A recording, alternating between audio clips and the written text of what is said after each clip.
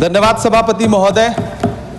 कभी सुदामा पांडे धूमिल जी ने कहा था कि एक आदमी रोटी बेलता है, एक आदमी रोटी खाता है, एक तीसरा आदमी भी है जो न रोटी बेलता है न रोटी खाता है, वो सिर्फ रोटी से खेलता है।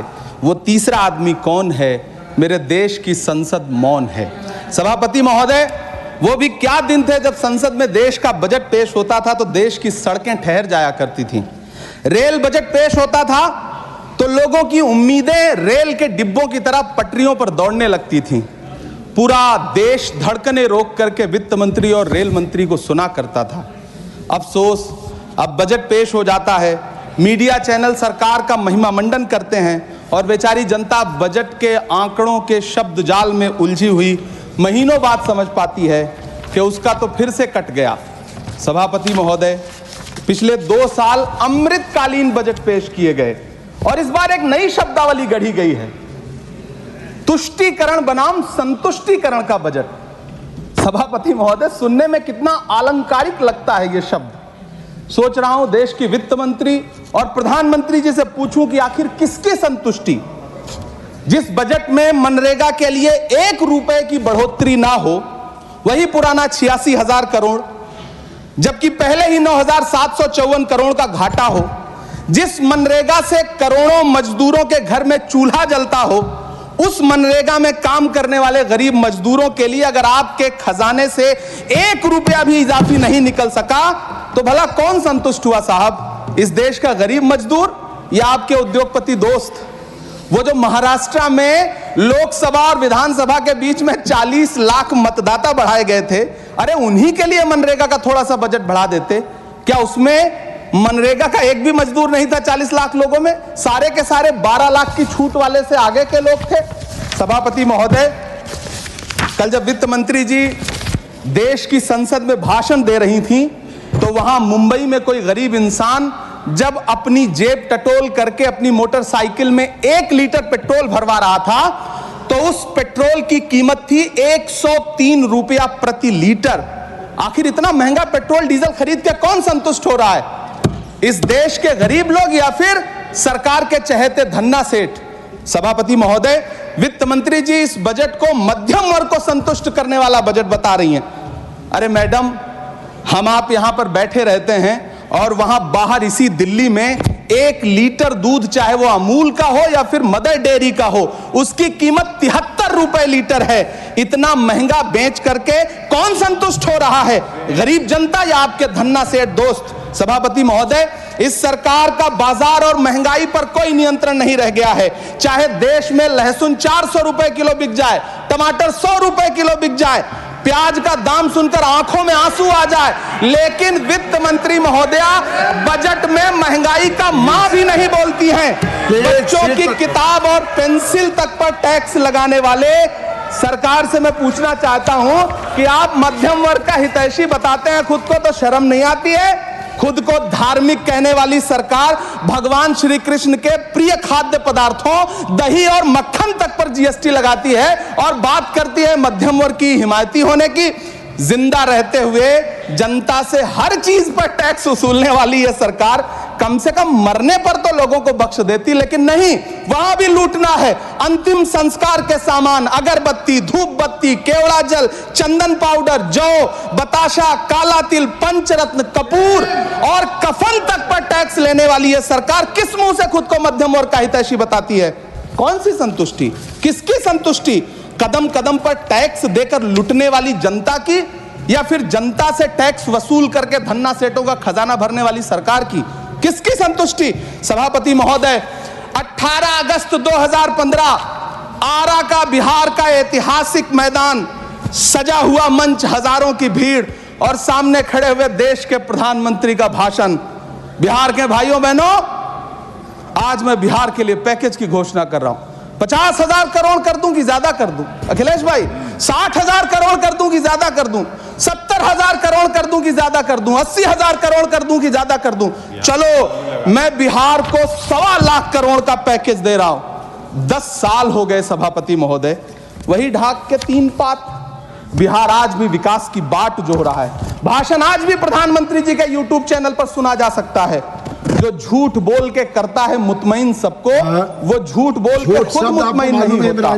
सभापति महोदय, ये तो राहुल जी का असर है। कौन सा शब्द सर, कौन सा शब्द? झूठ। ठीक है सर, मिथ्या बोल करके, जो मिथ्या बोल के करता है मुतमईन सबको, वो मिथ्या बोल के खुद मुतमईन नहीं होता। ये राहुल जी का असर है। जो मखाना बोर्ड की घोषणा हुई, अखिलेश जी आपको याद होगा, भारत जोड़ो न्याय यात्रा में 30 जनवरी 2024 को बिहार के रंगभूमि मैदान में राहुल गांधी जी का पूर्णिया में भाषण था और उसमें मखाना को लेकर उन्होंने आवाज उठाई थी।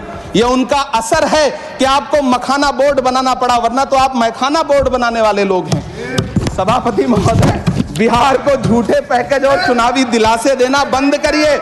आज भी जब कोसी में बाढ़ आती है तो पूरा सीमांचल बर्बाद हो जाता है। मैंने उस तबाही को अपनी आंखों से देखा है। 2016-17 की बाढ़ में अपने इन्हीं हाथों से राहत सामग्री बांटी है मैंने। अगर सच में बिहार के लिए कुछ करना चाहते हैं तो बिहार को बाढ़ से बचाने का प्रबंध करिए। पूर्णिया एयरपोर्ट 10 साल से बाट जो रहा है, घोषणा 2014 में हुई, बन के आज तक तैयार नहीं हुआ। अलीगढ़ मुस्लिम विश्वविद्यालय का किशनगंज सेंटर बजट के अभाव में दम तोड़ता जा रहा है। मैंने पिछले बजट सत्र में भी आवाज उठाई थी। आज फिर वित्त मंत्री जी से अनुरोध करना चाहता हूं, दामन फैला करके, कि अलीगढ़ मुस्लिम विश्वविद्यालय का किशनगंज सेंटर बन जाने दीजिए। आखिर कौन सी नफरत है? यह मुल्क हमारा भी है, इस मुल्क की मिट्टी में हमारा भी खून पसीना शामिल है। हमसे इतनी भी क्या नफरत? रिश्तों की ये नाजुक डोरें तोड़ी थोड़ी जाती हैं, अपनी आंखें दुखती हो तो फोड़ी थोड़ी जाती हैं। सभापति महोदय, अल्पसंख्यक मंत्रालय का बजट काटकर मौलाना आजाद नेशनल फेलोशिप बंद कर देना, प्री मैट्रिक स्कॉलरशिप बंद कर देना, नई मंजिल योजना बंद करना, धरोहर योजना बंद करना। 2024-25 के बजट में माइनॉरिटी मिनिस्ट्री के लिए 3183 करोड़ रुपए की घोषणा हुई, लेकिन देश को हैरत होगी कि बाद में समीक्षा करके लगभग आधा कर दिया गया, 1868 करोड़ रुपए। मुझे सरकार से पूछना है कि कौन संतुष्ट हुआ? इस देश का अल्पसंख्यक संतुष्ट हुआ है या आप संतुष्ट हुए? किसका संतुष्टिकरण? सभापति महोदय, मैं प्रधानमंत्री जी से कहना चाहता हूं कि आप ही ने 1 मार्च 2018 को किंग अब्दुल्ला को, जॉर्डन के किंग अब्दुल्ला को मेहमान बना करके इसी दिल्ली में एक कॉन्फ्रेंस में कहा था कि मैं मुसलमानों के एक हाथ में कंप्यूटर और दूसरे हाथ में कुरान देना चाहता हूं। कंप्यूटर देने की बात तो छोड़िए, पढ़ाई के लिए जो स्कॉलरशिप मिल रही थी उसको भी छीन लिया आपने। किसको संतुष्ट करने के लिए? हम समझते हैं इस साजिश को। आप माइनॉरिटी मिनिस्ट्री का बजट काटते काटते एक दिन मिनिस्ट्री को ही बंद कर देना चाहते हैं। वो जहर देता तो सबकी नजर में आ जाता, सो ये किया कि हमें वक्त पर दवाएं न दी। सभापति महोदय, मैं तो वित्त मंत्री जी से पूछना चाहता हूं आपके माध्यम से कि शायद आपको पता ही नहीं है कि गृहस्थी चलाने वाली एक गृहिणी की मुश्किलें क्या क्या होती हैं। आपने कभी सोचा भी नहीं होगा कि जब वो किचन में सब्जी बनाने के लिए कढ़ाई में तेल डालती है तो उसके साथ उसके आंसू भी गिरते हैं। सभापति महोदय, शायद उन्हें पता भी ना हो कि एक छोटी सी गाड़ी और एक छोटे से फ्लैट का EMI भरने के बाद इस देश का एक गरीब इंसान जब अपने बच्चों की फीस भरने के बारे में सोचता है तो उसे कितनी खुशियों का गला घोंटना पड़ता है। शायद उनको पता भी नहीं है कि फसल बेच करके बिटिया की शादी का सपना सजाने वाला किसान जब अपनी फसल बर्बाद देखता है तो कितनी रातें सो भी नहीं पाता है। सभापति महोदय, शायद वो कभी इस पीड़ा को समझ ही नहीं पाएंगी कि परिवार के किसी एक सदस्य को कैंसर जैसी बीमारी हो जाए तो घर और जमीनें गिरवी रख उठती हैं लेकिन इलाज नहीं हो पाता। सभापति महोदय, इसी देश की संसद में कभी स्वर्गीय सुषमा स्वराज जी ने कहा था कि जब देश की करेंसी गिरती है तब देश की प्रतिष्ठा गिरती है। एक तरफ कोलंबिया जैसा छोटा सा देश और उसके प्रधानमंत्री गुस्तावो पेत्रो खड़े हैं जो कोलंबिया के नागरिकों को हथकड़ी लगाकर लाने वाले जहाज को अमेरिका बैरंग वापस लौटा दे रहे हैं, और दूसरी तरफ हमारे प्रधानमंत्री जी खड़े हैं जो बेड़ी और हथकड़ी लगा करके लाए गए बेटों के अपमान पर एक शब्द नहीं बोल रहे। सभापति महोदय, मैं इतिहास के पन्ने पलट रहा हूं, मुझे 2 किरदार याद आ रहे हैं। एक तरफ निक्सन के 7वें बेड़े की धमकियों के सामने लोहे की तरह अडिग इंदिरा गांधी खड़ी हैं, तो दूसरी तरफ खुद ही नमस्ते ट्रंप का नारा लगाते हुए प्रधानमंत्री जी खड़े हैं। मेरे कानों में सुषमा स्वराज जी की आवाज गूंज रही है। बहुत कम बोलने वाले डॉक्टर मनमोहन सिंह ने बहुत ज्यादा बोलने वाले प्रधानमंत्री जी को जब देश की बागडोर सौंपी थी तो $1.58 का था, आज 85 से 87 के बीच में झूल रहा है।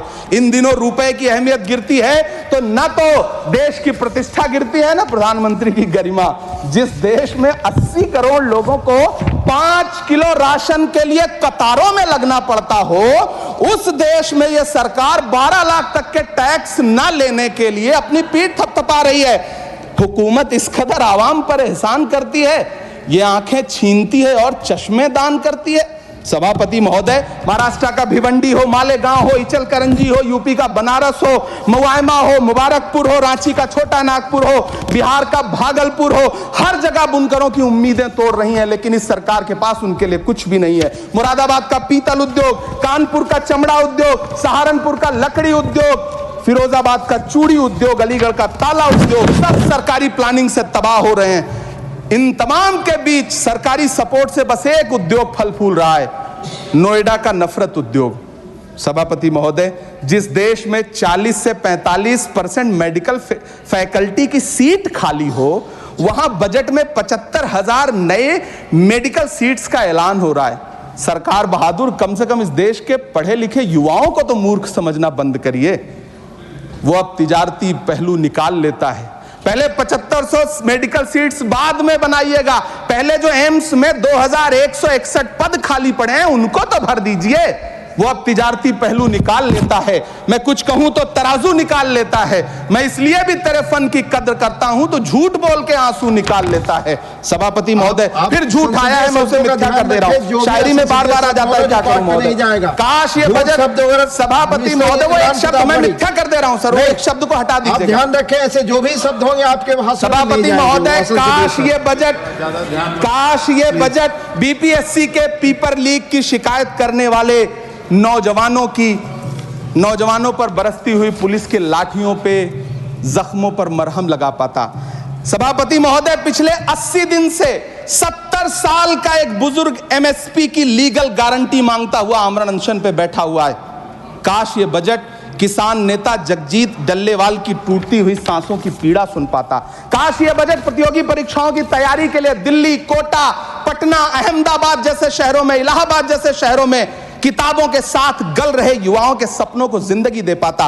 काश ये बजट वंदे भारत के सुनहरे विजुअल के बजाय देश की गरीब जनता को कुछ और पैसेंजर ट्रेनें दे पाता। काश ये बजट सीनियर सिटीजन को ट्रेन टिकटों में मिलने वाली रियायतें वापस लौटा पाता, जिनको सरकार ने कोविड के नाम पे छीन लिया था। काश ये बजट किसानों की राह में कीले नहीं बल्कि कालीन बिछाने वाला बन पाता।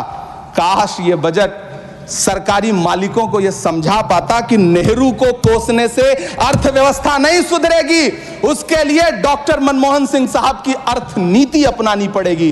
पिछले 11 साल से नेहरू जी को कोस रहे हैं, आखिर कब तक कोसिएगा। थोड़ा पंडित नेहरू जी के बारे में पढ़िए, तब पता चले कि पंडित नेहरू की शख्सियत का नाम है। दुनिया का पहला ऐसा राजनेता जिसने अपनी जिंदगी की आजादी के लिए, देश की आजादी के लिए 3259 दिन अंग्रेजों की जेल में बिताए। पंडित नेहरू एक ऐसे महान शख्स जिनके पिता पंडित मोतीलाल नेहरू, जिनकी बहन विजय लक्ष्मी पंडित, जिनके बहनोई पंडित रंजीत सीताराम, जिनकी बेटी इंदिरा गांधी, जिनके दामाद फिरोज गांधी, सब ने अंग्रेजों से लड़ते हुए स्वतंत्रता आंदोलन में जेल काटी। आप किस मुंह से उनकी लकीर छोटी करने की बात करते हैं? नहीं कर पाइएगा, 7 जन्मों में नहीं कर पाइएगा, क्योंकि जिस्म की मौत कोई मौत नहीं होती है। जिस्म मिट जाने से इंसान नहीं मर जाते, धड़कने रुकने से अरमान नहीं मर जाते, सांसें थम जाने से ऐलान नहीं मर जाते। जिस्म की मौत कोई मौत नहीं होती है। सभापति महोदय, मैं आपके सामने खड़ा होकर के एक बहुत छोटी सी कहानी सुनाना चाहता हूं कि महान बादशाह सिकंदर ने जब यूनान फतेह किया तो जीत का जश्न मनाने के लिए शहर की सड़कों पर निकला, तो उसने देखा कि पूरा शहर तो जश्न मना रहा है, एक फकीर सड़क के किनारे चादर तान के सो रहा है। सिकंदर को गुस्सा आया, घोड़े से उतरा, उस फकीर के पास गया और उसे सोता देख करके उसे जोर की एक लात मारी और लात मार के कहा कि क्यों रे फकीर, मैंने यूनान फतेह कर लिया, लोग जश्न मना रहे हैं और तू सो रहा है। उस फकीर ने उन्नीदी आंखों से सिकंदर को देखा और देख करके कहा कि शहर जीतना बादशाहों का काम है, लेकिन लात मारना तो गधे का काम है। सभापति महोदय, गरीब जनता को लात मारना बंद करिए। ये अमीरों के लिए बनाया गया बजट है, ये निराशाजनक बजट है। हम अमृतकाल सुनते आ रहे थे, ये अमृतकाल इतनी जल्दी समाप्त हो गया कि अब अमृतकाल का कोई नाम तक नहीं लेना चाहता है। इसलिए मैं इस सदन में खड़ा होकर के देश की वित्त मंत्री महोदया से कहना चाहता हूं कि आपने अल्पसंख्यकों के बजट में जो कटौती की है उसको बहाल करिए। आपने मनरेगा को जो स्थिर रखा है उसका घाटा 9,754 करोड़ है, कम से कम उतना बढ़ा करके फिर से उसे बहाल करिए। नौजवानों के लिए रोजगार दीजिए, किसानों को एमएसपी की लीगल गारंटी दीजिए। यही मैं आपसे अपील कर रहा हूं। धन्यवाद सर, आपने इतना जो समय दिया उसके लिए शुक्रिया। माननीय श्री बाल योगी उमेश नाथ, माननीय श्री बाल योगी उमेश नाथ। मैं उधर आ जाऊं। माननीय सभापति जी, 10 मिनट। राष्ट्रपति जी के